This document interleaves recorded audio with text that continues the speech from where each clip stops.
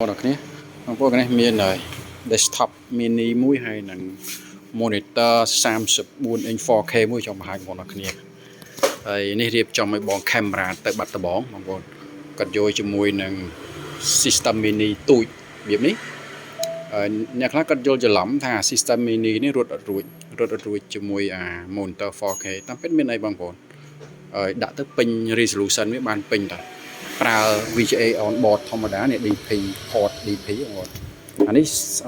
Dell Sai 5 i5 ចំនួន6 RAM 610G M2 256នេះបងប្អូនមើលគីឡូផ្ដល់គីឡូមកស្រស់ស្អាតច្បាស់តេងដូចតាមុនដែរដូចជាអត់មានអីផងមើលបងប្អូននេះ resolution វាពេញបបក្បាល3ពេញបប 4K បងប្អូនឃើញដល់ហើយពេញបបអត់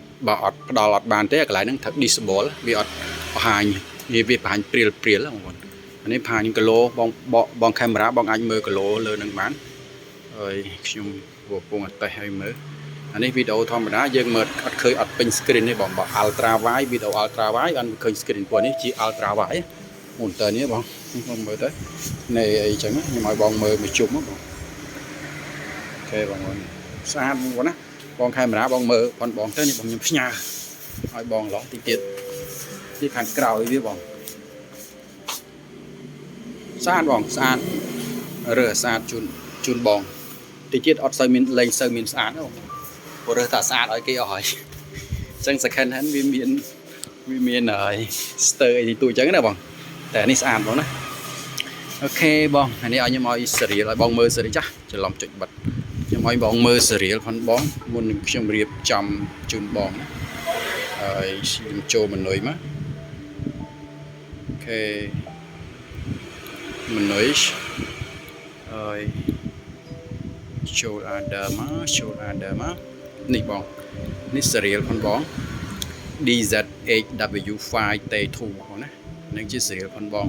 អញ្ចឹងម៉ាស៊ីនហ្នឹងម៉ាស៊ីនមួយ serial មួយអត់អាច serial ដូចគ្នាបានទេបងអញ្ចឹងអានឹងចាំ serial ផងបងខ្ញុំរៀបចំផ្ញើជូនបងអាហ្នឹងអូខេបងមើលហើយទាំងសទាំងអីទៅបងដូចស្មើគ្នាល្អទៅបងអត់អីទេអញ្ចឹងមានតែប៉ុណ្្នឹងឯងបងមួយសេតនេះបងប្អូនដល់400តិចតួយបងប្អូនណាយកទៅប្រើបានមកស្រួលបានជាមួយនឹងវីដេអូឲ្យ monitor 34 inch 4K ទៀតបងម៉ាក់ series U នេះគឺខ្ពស់ជាងគេDell បងប្អូន model U ហ្នឹងគឺខ្ពស់ជាងគេពួក ultra wide ហ្នឹងហើយ 4K IPS ទៀតបងប្អូនមាន speaker មាន type C DP HDMI built in មកកា play USB អីមកកា play អញ្ចឹងបងប្អូនប្រើគឺច្បាស់តែម្ដងហើយអីវ៉ាន់គុណភាពអីវ៉ាន់អាមេរិកបងប្អូននេះ series U នេះមិនងាយខូចទេបងប្អូន34 inch model Liquid Gen អាចឆាប់មានបញ្ហាតែបើពួកអានេះគឺមិនងាយមានបញ្ហាបងប្អូនមួយដឹងមួយហ្មងអញ្ចឹងជាមួយ system នេះបងប្អូនមើលអាចប្រើបានតម្លៃ400តិចតួចអូខេបងប្អូនអរគុណច្រើនបងប្អូនបងកាមេរ៉ានឹងជម្រាបចំជូនបងអូខេបងអរគុណច្រើន